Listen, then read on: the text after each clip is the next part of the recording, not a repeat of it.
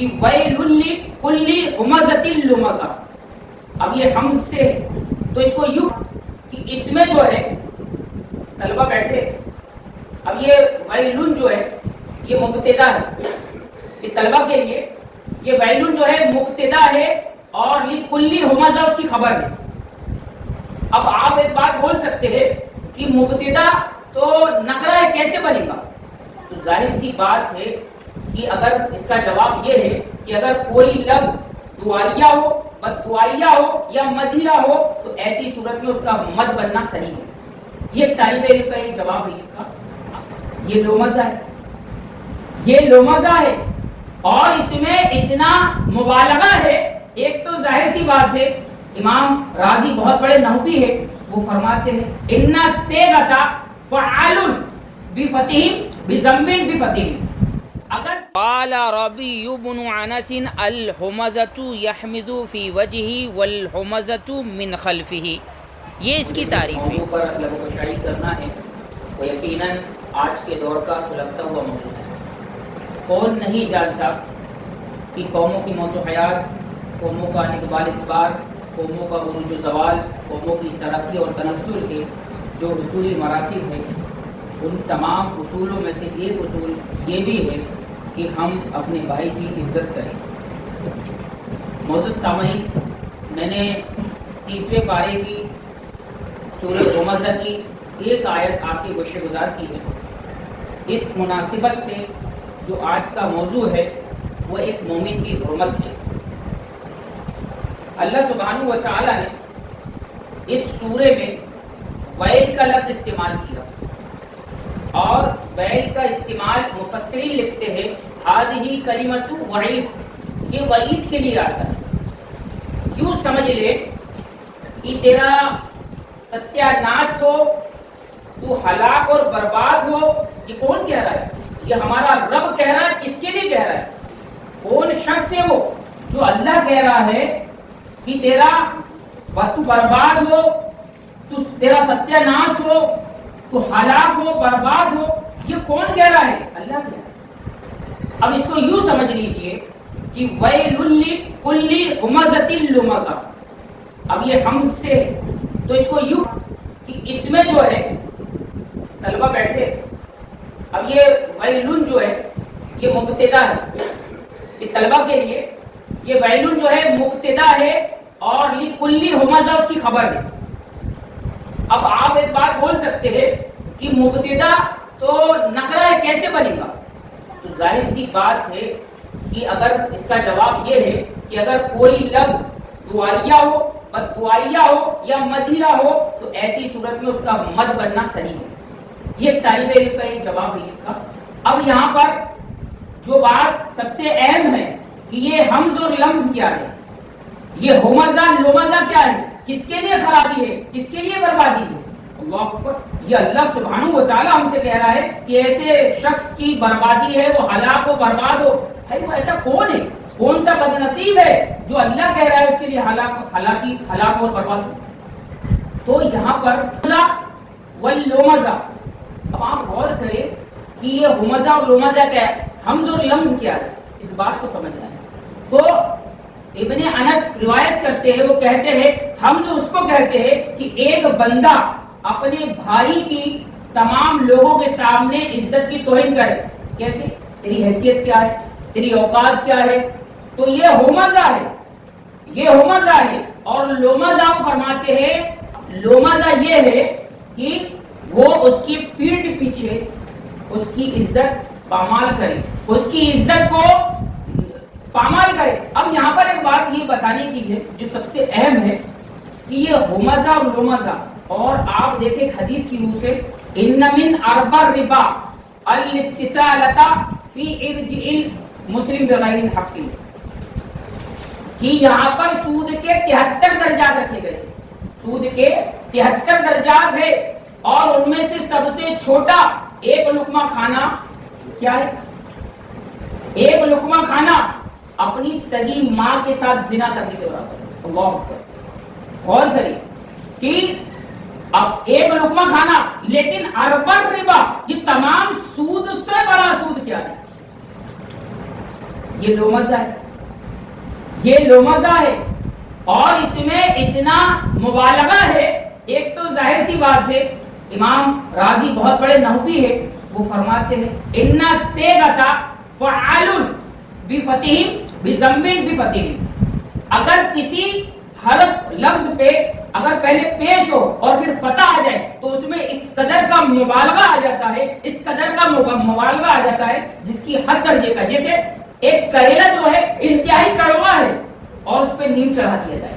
اس کی مثال ایسے سمجھے کہ ایک کھجور بیچنے والا ہے، اس کی ردی قسم کی کھجور ہے، بالکل سڑی ہوئی کھجور ہے، 5 روپے کلو بیچ رہا ہے، لیکن اس کے بعد بھی وہ ڈنڈی مار کے دے رہا ہے. انتہائی درجے کا مبالغہ یہ اس وجہ سے آیا ہومزہ لومزہ. اب آپ ایک بات غور کریں، جو حدیث میں نے آپ کے سامنے گوشہ گزار کی اس میں کہا گیا کہ کسی مسلمان کی اس کے پیٹھ پیچھے اگر لوگ صرف اس لیے بات کریں کہ اس کی عزت میں کوئی فرق پڑے، ان من اربع ربا، تمام سودوں سے بڑھ کر، تمام سودوں سے بڑھ کر سود ہے. غور کریں میرے بھائی کہ یہ سب سے بڑا ربا. اب یہ تو ایک لقمہ کھانا اپنی ماں کے ساتھ غلط کام کرنے کے مرتکب ہوتا ہے، اور آپ غور کریں کہ یہ سب سے بڑا سود جو بتایا جا رہا ہے کس بنیاد پر جانتے ہیں کہ پیارے رسول صلی اللہ علیہ وسلم نے فرمایا تھا کیا تم پسند کرو گے کہ اپنے سگے بھائی جو مر چکا ہے اس کا گوشت کھائے؟ پتہ کیا چلا کہ ہم رات دن ہمارے مرے ہوئے بھائی کا گوشت کھا رہے ہیں. اللہ اکبر، کتنی بڑی وعید ہے. اور اللہ تعالیٰ نے وعید کے لفظ کو لا کر یہ بتا دیا کہ یہ اس کے لیے یہ ہلاک ہو، برباد ہو. اللہ اکبر، غور کرے کہ اللہ تعالیٰ کا یہ اسلوب اختیار کرنا کس بنا پر؟ یہ اعراض الناس کی اہمیت اللہ کے نزدیک کتنی ہے، لوگوں کی اہمیت کتنی اہم ہے اللہ کے نزدیک. اور آپ ایک بات غور کریں کہ کتنی پیاری بات، کتنی پیاری بات. یہ آیت کریمہ الفاظ کے اعتبار سے بہت سطحی ہے، چھوٹی ہے، لیکن اس کا معنی اور مفہوم اگر ہم سمجھ لیے تو ہمارے اوپر حیرتوں کے پہاڑ اتر پڑیں گے. اتنی اپنے اندر ایک وسعت لیے ہوئے یہ آیت کریمہ. غور کریں. اب ایک بات بتائیے آپ کہ اس کے بعد اللہ تعالیٰ نے 3 صفتیں جس کے اندر ہوں گی، 3 صفتیں جس کے اندر ہوں گی اس کے لیے وہ ہلاک ہے، برباد ہے. تو پہلے نمبر پہ جو بتایا گیا ہے، امام شافعی رحمہ اللہ فرماتے ہیں کہ اگر کوئی غلطی میرے اندر ہے اور کوئی اس کی تمام لوگوں کے سامنے اصلاح کر رہا ہے، بطور نیت کیا ہے اصلاح کی، میں اس کی بات کو اس کے منہ پہ مار دوں. یہ امام شافعی کا قول ہے. آپ غور کریں کہ کتنی پیاری بات امام شافعی نے کہے. اگر ہمیں کسی کی اصلاح کرنا ہے اکیلے میں لے جا کے کرنا ہے. اور ابو درداء رضی اللہ تعالیٰ فرماتے ہیں کہ اگر کوئی مجلس میں کسی کو تانے دے رہا ہے یا کوئی ایسی بات کہہ رہا ہے تو اس کی بات کو اس کے منہ پہ مارو. یہ ابو درداء فرماتے ہیں. اب یہاں پر سوال یہ ہے کہ اللہ سبحانہ و تعالیٰ نے 3 چیزوں، ایک تو سامنے وہ توہین کرتا ہے اپنے بھائی کی، دوسری بات پیٹھ پیچھے توہین کرتا ہے. یہ ہومزہ اور لومزہ، ہومزن لومزن، نتیجہ کیا ہے؟ ہوتا من. یہ نتیجہ بتا دیا گیا ہے. اب ہوتا من کیا ہے؟ اب یہاں پر ایک چیز اور بتائی گئی ہے. آپ پورے قرآن کریم کے اندر اگر غور کرے، تدبر کرے تو اللہ تعالیٰ نے جہاں بھی نار کا ذکر کیا ہے وہاں اپنی طرف منسوب نہیں کیا ہے، اپنی طرف منسوب نہیں کیا ہے. اس آیت کریمہ میں جو نقطہ ہے اس کو سمجھنے کی ضرورت ہے. کیا کہا؟ نار اللہ، اللہ کی آگ ہے. اللہ کی آگ ہے کن لوگوں کے لیے؟ آپ غور کریں، اللہ کی آگ ہے. پورے قرآن کریم میں اگر آپ مطالعہ کریں کہیں بھی اللہ نے اپنی طرف اپنی آگ کو منسوب نہیں کیا، لیکن یہاں پر کہا نار اللہ، یہ اللہ کی آگ ہے. اس سے یہ پتہ چلا اللہ یہ کہنا چاہتا ہے اگر یہ مخلوق کی آگ ہوتی تو مخلوق بجھانے پر قادر ہوتی، تھوڑا بہت کنٹرول حاصل کر لیتی. ارے یہ آگ ہم نے جلائی ہے، کوئی کنٹرول کیسے پا سکتا ہے اس سے؟ آپ غور کریں یہ کن کے لیے ہے اور اپنی طرف منسوب کر رہا ہے اللہ کہ نار اللہ. دوسری کوئی آیت میں قرآن کی آپ دیکھ لے کہیں بھی اپنی طرف منسوب نہیں کیا اللہ نے، لیکن یہاں منسوب کر کے بتا دیا کہ یہ ہومزہ لومزہ، نتیجہ کیا ہے؟ ہوتا ما. اب آپ ایک بات غور کریں کہ یہ جو اللہ تعالیٰ نے کہا نا ہوتا ما وما ادراک ما الحطمہ.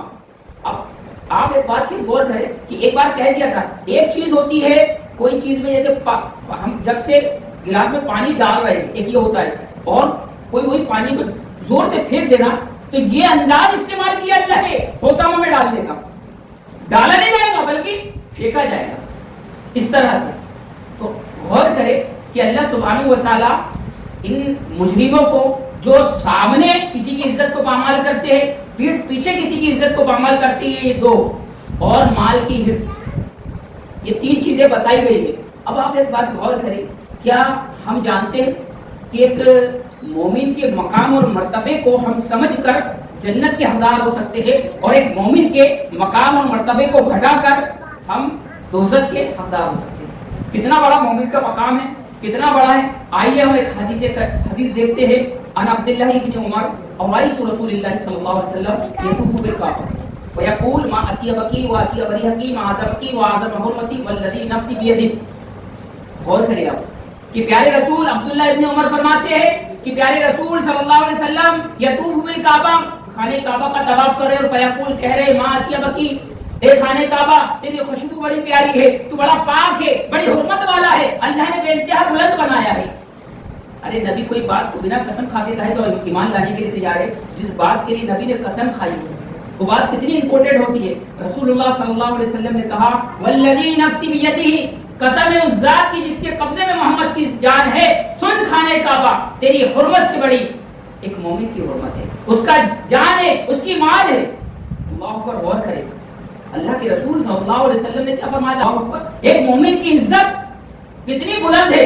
السلسلہ الصحیحہ ناصر الدین البانی کی کتاب ہے, اس میں صلہ رحمی کا باب ہے, اور صلہ رحمی کے باب میں 10ویں نمبر پہ وہ حدیث کو روایت کرتے ہیں, اور راوی ہے ربیہ اسلمی. وہ خود اپنی بات کو روایت کرتے ہیں, وہ کہتے ہیں کہ میرے اور ابو بکر کے بیچ کچھ تنازع ہوا, کسی بات کو لے کے کچھ تنازع ہوا, کچھ اختلاف ہوا. پیارے رسول صلی اللہ علیہ وسلم, اچھا صحابی پہلے یہ واضح کر دے رہے ہیں کہ جب ہمارے اوپر دنیا حاوی ہوئی تب میرے بیچ اور ابو بکر صدیق کے بیچ ایک شجر کو لے کے اختلاف ہوا. وہ کیا تھا کہ پیارے رسول صلی اللہ علیہ وسلم نے ایک زمین کھیتی کے لیے دی, اور کھیتی کے دینے کے بعد اس زمین کے بیچوں بیچ ایک شجر تھا, پیڑ تھا, اس کو لے کے میرے بیچ اور ابو بکر کے بیچ کچھ تنازع ہو گیا, اور ابو بکر صدیق نے مجھے بے انتہا برا بھلا کہہ دیا اور میری دل آزاری کر دی, میں وہاں سے چلا آیا. اور یہ مسئلہ پیش آیا جب میرے قبیلہ اسلم کو یہ بات کی خبر لگی کہ میرے بھائی ربیہ کو ابو بکر صدیق نے الٹا سیدھا کہہ دیا, تو ان کی حمایت میں آ کے کھڑے ہو گئے, ان کی حمایت میں آگے کھڑے ہو گئے. کہا ربیہ چلو. ابو بکر صدیق نے کیسے بول دیا آپ کو برا بھلا؟ آپ غور کریں اس وقت ربیہ اسلمی کا جواب سنیے. اے قبیلے والوں, خبردار, قبل اس کے کہ ابو بکر صدیق کو یہ بات معلوم چلی جائے تم چلے جاؤ. اگر ان کو یہ بات معلوم ہوئی کہ تم میری حمایت میں آ کے کھڑے ہوئے, ان کی دل آزاری ہوں گی, دل سکنی ہوں گی. اللہ غور کرے کہ آج تو ہمارے سے کسی کی لڑائی ہوتی ہے, کسی کا تنازع ہوتا ہے, ہم حمایتی ڈھونڈتے ہیں, لیکن ربیہ اسلمی کے مسئلے قبیلے والے آ گئے. لیکن انہوں نے کہا اور ایک قبیلے والوں سنو, تم جانتے ہیں ابو بکر صدیق کا مقام, اللہ سے خوف کھاؤ اور یہاں سے چلے جاؤ. اللہ اکبر. ایک مومن جب غلطی کرتا ہے اللہ سبحانہ و تعالیٰ اس کے دل میں احساس ڈالتا ہے, بڑا احساس ہوتا ہے. جب یہ احساس ابو بکر صدیق کے دل میں ہوا تو دوڑ پڑے. کیا سوچتی, کیا فکر؟ اسلم ربیہ اسلمی سے معافی مانگنے کے لیے دوڑ پڑے. کیا سوچتی, ارے ابو بکر تو وہ ہے جن کے بارے میں پیارے رسول صلی اللہ علیہ وسلم نے فرمایا کہ ابو بکر تم جنتی, دنیا میں جنت کی جس کو سرٹیفکیٹ مل گیا. کئی بار اللہ کے رسول نے کہا کہ ابو بکر تم جنتی, اس کے بعد کیا سوچ اور کیا فکر لے کے جا رہے ہیں؟ کہیں معافی کے پہلے موت آ گئی تو کیا بنے گا؟ غور کریں, کہیں معافی کے پہلے موت آ گئی تو کیا بنے گا؟ ہمارے ساتھ ایسا کچھ مسئلہ نہیں, ہمیں تو کوئی جنت کا سرٹیفکیٹ ملا نہیں, اس کے بعد ملنے کے بعد معافی کے پہلے موت آ گئی تو کیا بنے گا؟ غور کرے کہ جب وہ دوڑے اور کہا اے ربیہ اسلمی, تو کوئی معمولی انسان تھوڑی ہے, تیرا مقام مرتبہ اللہ نے بے انتہا بلند کرا. میرے بھائی میں نے تیری دل آزاری کر دی, دل سکنی کر دی, مجھے اللہ کے لیے معاف کر دے. کیونکہ اسلم ربیہ فرماتے ہیں میرے دل بہت زیادہ آزاری ہوئی تھی, میں نے ابو بکر صدیق کو کہہ دیا کہ میں تمہیں معاف نہیں کروں گا. اللہ اکبر. یہ سننا تھا تو کہا کہ میں پیارے رسول صلی اللہ علیہ وسلم سے آپ کی شکایت کروں گا اگر معاف نہیں کرا، بہرحال معاف کر دیا۔ وہ سمجھتے تھے ایک شجر کی، ایک پیڑ کی کیا حیثیت ہے ایک مومن کے سامنے، وہ جانتے تھے، وہ سمجھتے تھے۔ آج تو کیا معاملہ ہے میرے بھائی، آج تو ایسا معاملہ ہے کہ ہم ہمارا محاسبہ کریں کہ ہم کسی مومن کے ساتھ کیسے۔ آئیے ایک حدیث اور دیکھتے ہیں۔ اللہ کے رسول صلی اللہ علیہ وسلم نے فرمایا تھا ما من مومن یعزی اخاہ بمصیبتہ قطع اللہ سبحانہ وتعالی کرامتہ یوم القیامہ۔ آپ جانتے ہیں ہمارا تو ایک دعویٰ ہے، ہم نے یہ سوچ لیا ہے کہ ہم نے نماز میں رفع الیدین کر لیا، ہم نے آمین بول لیا، ہم نے ٹکنے سے ٹکنا ملا لیا تو جنت ہماری ہے۔ نہیں میرے بھائی، یہ بدگمان ہے، یہ غلط فہمی ہے ہماری میرے بھائی، قرآن و حدیث کی روح سے کہہ رہا ہوں یہ بات۔ اگر ہم یہ سوچتے ہیں کہ ہم پورے کے پورے موبائل صرف نماز میں رہیں، دوسرے کاموں میں نہ رہیں، یہ غلط فہمی ہے۔ آپ جانتے ہو ابو بکر صدیق کا کیا حال ہے کہ قرآن کی تلاوت کر رہے ہیں، خود عذاب کی آیت آئی، کہتے یا لیتنی کنت ترابا، اے کاش کہ میں مٹی ہوتا اور مجھ سے حساب و کتاب نہ لیا جاتا۔ یہ کون ہے؟ ابو بکر صدیق۔ عمر فاروق قرآن کی تلاوت کر رہے ہیں، ان عذابی ربک لشدید، کہ تیرے رب کا عذاب واقع ہونے والا ہے۔ آپ غور کریں کیا کیفیت تھی، بے ہوش ہو گئے لوگ، عیادت کے لیے آئے۔ اچھا دنیا میں ایسے بھی لوگ آئے، کبھی غور کرا ہم نے کہ قرآن پڑھ کے بے ہوش ہو رہے؟ ایسا کیا ہے قرآن میں؟ ابھی غور کیا؟ قرآن پڑھنے سے بے ہوش ہو گئے، گسی کھا گئے، گر گئے، بیمار ہو گئے، لوگ عیادت کے لیے آ رہے ہیں۔ کیسے قرآن پڑھنے والے لوگ تھے؟ اور اس کے بعد کیا کہتے ہیں؟ ایک کاش کی کسی مومن کے جسم کا بال ہوتا، مجھ سے حساب و کتاب نہ لیا جاتا۔ اللہ، یہ عمر جن کے بارے میں پیارے قرآن کے اندر 8 ایسے مقامات ہیں کہ اللہ تعالیٰ نے قرآن میں آیت نازل کر دی ان کی بات پر، وہ عمر، ارے انسان تو انسان سے ڈر جاتا ہے، شیطان جس سے ڈر کے بھاگ جائے، وہ عمر کی کیفیت کہ میں دنیا میں نہ آیا ہوتا، میں کسی مومن کے جسم کا بال ہوتا، کوئی تنکا ہوتا۔ اور کرے ہمارے ساتھ تو ایسا کوئی سرٹیفکیٹ ہمیں کو ملا نہیں، اس کے بعد ہمارا یہ معاملہ ہے۔ غور کرے میرے بھائی، یہ وہ لوگ ہیں کہ جن کے بارے میں پیارے رسول صلی اللہ علیہ وسلم نے دنیا میں جنت کی بشارت دی تھی۔ اب ایک بات غور کرنے کی ہے، بہت اہم کرنے کی ہے کہ جب قیامت کے دن نفسا نفسی کا عالم ہوگا، ساری انسانیت خوف میں ہوں گی، اور آپ دیکھیں کہ انبیاء کی جماعت بھی خوف میں ہوں گی، فرشتے بھی سب بندی لگا کر کھڑے ہوں گے، کوئی کلام نہیں کر سکے گا، اللہ سے کوئی کلام نہیں کر سکے گا، اللہ اتنا غضبناک رہے گا اس دن۔ آپ جانتے ہو کتنا بڑا سعادت مند ہوگا وہ شخص، صرف کس بنا پر؟ ما من مومن یعزی اخاہ، کہ کسی مسلمان کی تکلیف پر اس نے مدد نہیں بلکہ اس کو تسلی دی ہوگی، تو اللہ سبحانہ و تعالیٰ ایسے وقت میں اس کو عزت کا لباس پہنائے۔ یہ مومن کا مقام ہے، یہ مومن کا مرتبہ ہے۔ ارے آپ غور کریں، پیارے رسول صلی اللہ علیہ وسلم نے تو یہاں تک کیا فرمایا، اگر کوئی مومن دوسرے مومن کی خیر خواہی کے لیے گھر سے نکلتا ہے، ایک نورانی فرشتہ نازل ہوتا ہے، اس کو کہتا ہے اے شخص تو مبارک، تیرا چلنا مبارک، اور جنت میں تو نے ایک محل بنا دیا۔ کتنے ایسے مقامات ہمارے ساتھ آتے ہیں، کوئی معمولی ہے مومن، کوئی معمولی انسان کو دیکھنے جا رہا ہے، ارے انہوں نے کلمہ لا الہ الا اللہ کا اقرار کیا ہے، اللہ سے تعلقات ہے اس کا، کوئی معمولی ہے مومن۔ آج تو ہم گلی میں، چوک میں، چوراہوں میں اس کی غیبت، اس کی غیبت، آج کیا معاشرے میں ہے، یہی معاشرے میں آج یہی چل رہا ہے۔ آئیے دیکھیے ایک حدیث اور میں آپ کی گوشہ گزار کرتا ہوں، بڑی پیاری حدیث ہے، اور آج کی گفتگو میں سے میرے کچھ لے کے جائے یا نہ جائے، لیکن اس پیارے رسول صلی اللہ علیہ وسلم کی بات کو لے کے جائے کہ مومن کا مقام اور مومن کا مرتبہ۔ آپ جانتے ہو سعد رضی اللہ تعالی، یہ ایک پہلوان صحابی ہے، بڑے ہٹے کٹے ہیں، اور انہوں نے 30 سال کی عمر میں اسلام لایا ہے، اور 36 سال کی عمر میں اس دنیا سے رخصت کر گئے۔ گویا 6 سال صرف اسلام میں گزارے، 6 سال اسلام میں گزارے، نہ زمین پہ چلتے ہوئے، نہ قبر، نہ حشر۔ اللہ کے رسول نے کہتے ہیں وہ شخص آنے والا جنتی ہے۔ واہ، ایسا کیا ہے؟ آپ غور کریں، جب انتقال ہوا تو اللہ کا عرش جھوم اٹھا، کتنی بڑی شہادت ہوگی۔ آپ غور کریں، اللہ کا عرش جھوم جانا یہ کتنی بڑی سعادت ہے۔ اس کے بعد آپ دیکھیں کہ جب ان کے جنازے کی نماز پڑھی گئی تو 70,000 فرشتے شامل ہوئے۔ آپ جانتے ہو ان کو کس مقام میں بڑھایا، ان کا جو مقام ان کو ملا کس وجہ سے ملا؟ پیارے رسول صلی اللہ علیہ وسلم کے ایک صحابہ ان کے گھر 3 دن گزارے، حدیث جانتے ہیں کیا بات جانتے ہیں نا؟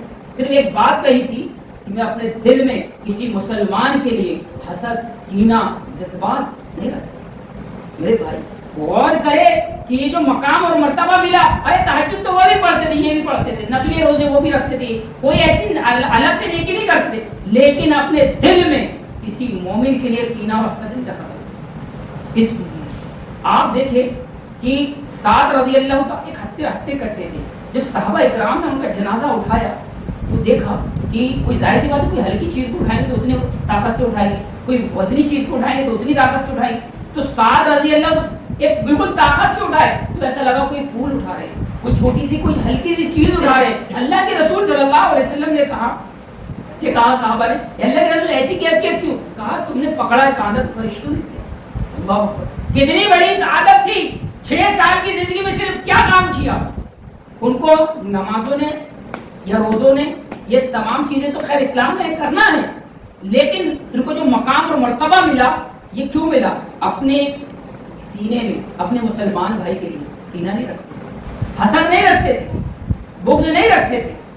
آپ غور کریں کہ کتنی پیاری بات ہے میرے بھائی، یہ زندگی عارضی زندگی میرے بھائی، انسان پیسہ کماتا ہے، خرچ کر دیتا ہے، بہت تکلیف ہوتی ہے، لاکھوں روپے کما دیتا ہے، خرچ کر دیتا ہے، لیکن پیسہ پھر کما لے گا، لیکن جو ایام جا رہے ہیں، روز ہم اپنی موت کے قریب ہو رہے ہیں، ہم ہمارا وقت کو کبھی نہیں کما سکتے، اسی لیے قبل اس کے موت کا کوئی بھروسہ نہیں میرے بھائی۔ ہم اگر کسی کے دل آزاری کی ہے، دل سکنی کی ہے تو اس سے معافی مانگ لے، اس سے معافی مانگ لے۔ آپ جانتے ہیں اس کا فائدہ کیا ہوگا؟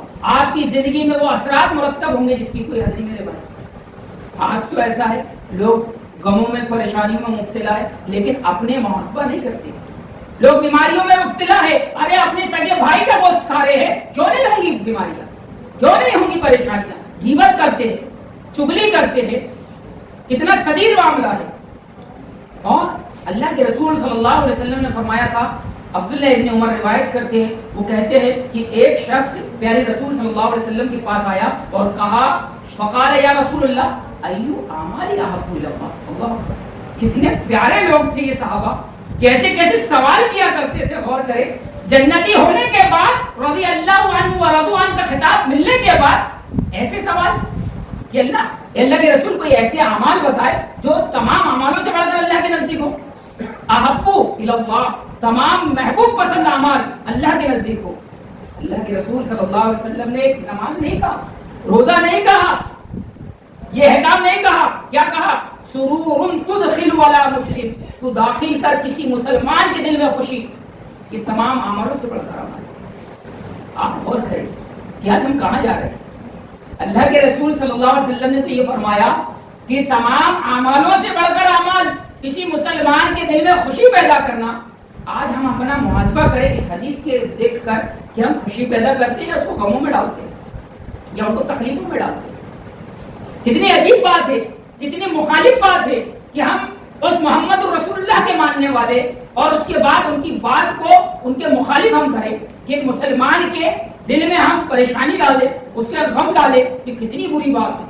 اس کے اثرات اگر کوئی مسلمان کسی دوسرے مسلمان کے لیے تکلیف کا سبب بنتا ہے یا کوئی پریشانی کا سبب بنتا ہے، یاد رکھنا اس کی تکلیف کا سبب آپ کو خون کے آنسو رلا سکتا ہے، آپ کو خون کے آنسو رلا سکتا ہے، کیونکہ اللہ سبحانہ و تعالیٰ ظلم کو برداشت نہیں کرتا۔ غور کریں۔ اور اس کے بعد پیارے رسول صلی اللہ علیہ وسلم نے فرمایا کہ میں کسی مسلمان کے ساتھ چلوں، اس کی ضرورتوں کو پورا کر دوں، میں اس سے بہتر سمجھتا ہوں کہ مسجد نبوی میں، حرم مدنی میں 1 مہینہ اعتکاف کرو۔ اعتکاف کب ہوتا ہے؟ رمضان المبارک میں، جس میں لیلۃ القدر بھی ہے، مسجد نبوی ہے، ایک وقت کی نماز کا 1000 ثواب۔ لیلۃ القدر، رمضان کے روزے اور مسجد نبوی میں 1 مہینہ اعتکاف نہ کر کے کسی مسلمان کی ضرورت کو پورا کرنا، یہ بہتر سمجھ رہے اللہ کے رسول۔ اتنی بڑی بات ہے۔ ہم غور کریں ہمارا معاشرہ کہاں جا رہا ہے، ہمیں کیا تعلیمات دی گئی ہے۔ جب ہم اپنے والوں کے لیے اچھے نہیں تو خیر ہمارے لیے کیوں اچھے ہوں گے؟ ہم اپنے والوں کی پریشانی کا سبب بنتے ہیں تو خیر تو بنیں گے میرے بھائی. ہم اپنے مقام کو پہچانیں, اپنے مرتبے کو پہچانیں کہ اللہ نے ایک مومن کا مقام اور مرتبہ کتنا بلند رکھا ہے, کیا عظمت رکھی ہے ایک مومن کی. لیکن آج ہم خود محاسبہ لیں, بتانے کی ضرورت نہیں ہے. چند باتیں اور کر کے اپنی بات کو ختم کروں گا. جو سب سے اہم بات ہے, سب سے دل کو دہلا دینے والی بات ہے کہ صحابہ اکرام کیسے مومن کی تقریب کرا کرتے تھے, عزت کرا کرتے تھے. ٹھیک ہے, مزاج میں, طبیعت میں, پسند ناپسند میں الگ الگ سوچ ہوتی ہے, اس بنا پر اختلاف ہو جاتے ہیں, باتیں ہو جاتی ہیں. اس کا یہ مطلب نہیں کہ آپ کی بات, آپ کا اختلافات, اس کی عزت اور اس کی آبرو اچھالنے میں کوئی اختلاف ہو جائے. نہیں میرے بھائی, اختلاف کا بھی ادب بتایا گیا ہے شریعت میں. اختلافات کیسے ہونا, کس ذریعے سے اختلافات کیا جا سکتا ہے, لیکن اختلافات میں ادب اور احترام کا ہونا بہت زیادہ ضروری ہے. یہ تمام باتیں جو ہے ہمیں اپنے گھر میں نافذ کرنا ہے, ہمیں اپنے آپ پہ نافذ کرنا ہے. دیکھیے معاشرہ کتنا بہترین ہوتا ہے اگر ایک آدمی یہ سوچ لے کہ اتنا پیارا کام جو پیارے رسول صلی اللہ علیہ وسلم نے بتایا, احب الناس الی اللہ, اللہ کے نزدیک سب سے بہترین عمل جو ہے, ہم اس کو چھوڑے ہوئے ہیں تو پریشان نہیں ہوں گے. رب نے کہا ویل لی, مطلب یہ کہہ دیا گیا کہ وہ تباہ اور برباد ہو, کیوں نہیں ہوں گا. ارے رب کہہ رہا ہے, ہمارا رب کہہ رہا ہے کہ وہ تباہ اور برباد. میرے بھائی یہ بہت آسان ہے ہماری زبان سے کہہ دینا. ایک چیز اور بتا کے اپنی بات کو ختم کرتا ہوں. سب سے اہم بات وہ یہ ہے کہ یہ جو بڑے بڑے اعمال ہم کرتے ہیں, نماز, روزہ, گرمیوں کے روزے اور دیگر جو بڑے بڑے 9 اعمال بتائے گئے حدیث میں, آپ چاہتے ہیں کہ جنت میں لے کے جائیں, آپ چاہتے ہیں کہ آپ کو یہ اعمال جنت میں لے کے جائے, جہنم سے بچائے, تو ایک شرط ہے اس کے لیے. پیارے رسول صلی اللہ علیہ وسلم نے ابن معاذ کو یہ نصیحت کیا تھا. اس کے لیے ایک شرط ہے, کیا ہے کہ اپنی زبان سے کسی مسلمان کو تکلیف نہ پہنچائے, اپنی زبان کو حفاظت میں رکھے. اگر ہماری زبان کسی مسلمان کی دل آزاری کا سبب بنتی ہے تو آپ یاد رکھنا یہ جتنے بھی اعمال ہیں اللہ سبحانہ و تعالیٰ اس کو لے تو ڈھول کی طرح اڑاتے ہیں. فجعلناه هواء منصورا, یہ بڑی اہم بات ہے. ہم چاہتے ہیں کہ ہماری عبادات قبول ہو, ہم چاہتے ہیں کہ ہمارے روزے قبول ہو. مجھے عبداللہ ابن عباس کی ایک بات یاد آ گئی, جو حبر الامہ ہے, اس امت کے حبر ہے, تفسیر القرآن ہے اور پیارے رسول صلی اللہ علیہ وسلم کے چچیرے بھائی ہے. عبداللہ ابن عباس فرماتے ہیں, جانتے ہو جب انسان کی نیکی قبول ہوتی ہے تو اس کے جسم پہ 5 اثرات مرتب ہوتے ہیں, اس کے جسم پر 5 اثرات آتے ہیں. کیا ہے؟ پہلا, اللہ سبحانہ و تعالیٰ کی طرف سے اس کے چہرہ ٹمٹمانے لگتا ہے. بہت مختصر میں بتا رہا ہوں, اگر یہ بات کرے تو لمبی ہوگی. اس کا چہرہ ٹمٹمانے لگتا ہے, اور اللہ سبحانہ و تعالیٰ دوسرا اس کے جسم میں طاقت اور قوت دے دیتے ہیں. تیسرا, اللہ سبحانہ و تعالیٰ اس کی رزق میں اتنی وسعت ڈال دیتے ہیں, لوگ اس کو دیکھ کے کہتے ہیں یار اس سے بڑا خوش نصیب کوئی نہیں. جب انسان کی نیکی قبول ہوتی ہے, عبداللہ ابن عباس فرماتے ہیں کہ 5 اثرات اس کے جسم میں مرتب ہوتے ہیں. چوتھا, کہ وہ اپنے دل میں کڑھن کسی مسلمان کے لیے نہیں رکھتا, کسی قسم کا حسد نہیں رکھتا, کسی قسم کا کینہ نہیں رکھتا. اگر ہاتھ یہ محاسبہ کر لے اس بات سے, جو میرا موضوع کا ٹاپک ہے, کہ اگر ہمارے دل میں کسی کے لیے حسد ہے, کینہ ہے, تو یہ سمجھ لو ہماری نیکی قبول نہیں ہوئی. ارے اتنا بڑا مفسر قرآن حبر الامہ فرماتے ہیں, صحابی رسول اللہ کے رسول صلی اللہ علیہ وسلم کے چچیرے بھائی, وہ فرما رہے ہیں کہ اس کے دل میں کسی مسلمان کے لیے کوئی کڑھن, کوئی جلن, کوئی حسد نہیں ہوتی. اگر یہ ہمارے اندر ہے تو ہماری نیکی قبول نہیں ہے, اور یہ ہمارے اندر شامل نہیں ہے تو ہماری نیکی قبول ہے. اور پانچواں فرماتے ہیں کہ لوگ اس سے محبت کرنے والے ہو جاتے ہیں. اللہ ان کے دلوں کو اس کے لیے پھیر دیتا ہے, لوگ اس سے محبت کرتے ہیں. تو یہ 5 چیزیں ہیں میرے بھائی, قبل اس کے کہ موت آئے ہم اپنے رب کو راضی کر لے. اور ایک بات میں آپ کو بتا دوں, اللہ کے حق میں اگر آپ نے کوتاہی کی ہے اللہ معاف کر دے گا, لیکن بندوں کے حق میں اگر آپ نے کوتاہی کی ہے تو کبھی اللہ معاف نہیں کرے گا. کیوں؟ کیونکہ وہ بندوں کا حق ہے. تو اسی لیے میرے بھائی, اگر کسی سے ہماری دل آزاری ہے, دل سکنی ہے, ہم معافی مانگ رہے, دل کی گہرائی سے کہنا چاہتا ہوں میں. اور اس وقت, یہ آخری بات ہے میری, اس وقت سے ڈرے جب ہم مرض الموت میں مبتلا ہو میرے بھائی, کہ ہماری موت کا وقت ہو اور جب تمام رشتہ دار ہمارے سامنے موجود ہو.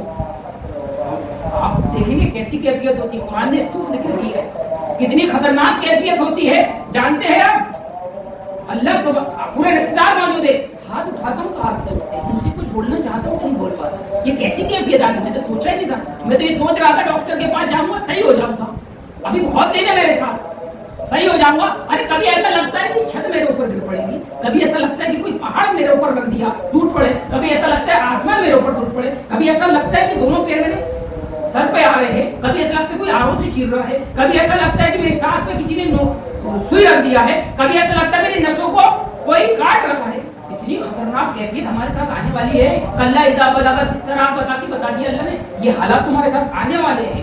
اگر آپ ایک مسلمان کے لیے خیر خواہی والا جذبہ رکھیں گے, آپ کو موت کی وقت بھی, اور ایک بات بتا دے رہا ہوں بڑی اہم بات, اگر آپ خیر خواہی کا معاملہ رکھیں گے, اللہ کے رسول صلی اللہ علیہ وسلم ایک جنازے میں شریک ہوئے اور کہا, وہاں پر لوگ اس کی تعریف کر رہے تھے, لوگ اس کی بہت زیادہ تعریف کر رہے ہیں, فلاں تھا, ایسے اخلاق تھے, ایسے اچھا تھا. جبریل امین آئے اور کہا کہ اللہ کے رسول یہ جو شخص کی تعریف ہو رہی ہے یہ ایسا نہیں تھا, لیکن وجبت لہم جنہ, اللہ تعالیٰ نے ان کی شہادتوں کی وجہ سے, ان کی گواہیوں کی وجہ سے اس کے اوپر جنت کو واجب کر دیا. یہ کب ہوتا ہے؟ جب ہمارے اپنے ہم سے تنگ نہ ہو, ہمارے پڑوسی ہم سے تنگ نہ ہو, تب ہوتا میرے بھائی کہ کم سے کم, ارے کوئی پڑوسی تو رو دے, ہم دنیا سے جائے تو کوئی پڑوسی تو رو دے. آج کیا معاملہ ہے, وہ کہتے ہیں نا چھوٹا مر گیا بڑا فتنہ فساد کیا کرتا تھا, اس کا سبب نہ بنے میرے بھائی. اگر ہماری کسی نے شہادت دے دی, میرے رسول صلی اللہ علیہ وسلم نے کہا کہ وہ اس کے اوپر جنت کو واجب کر دیا. میرے بھائی اللہ سے دعا ہے کہ بارے اللہ ہمیں صحیح معنوں میں کتاب و سنت کی روشنی میں عمل کرنے والا بنائے. آمین.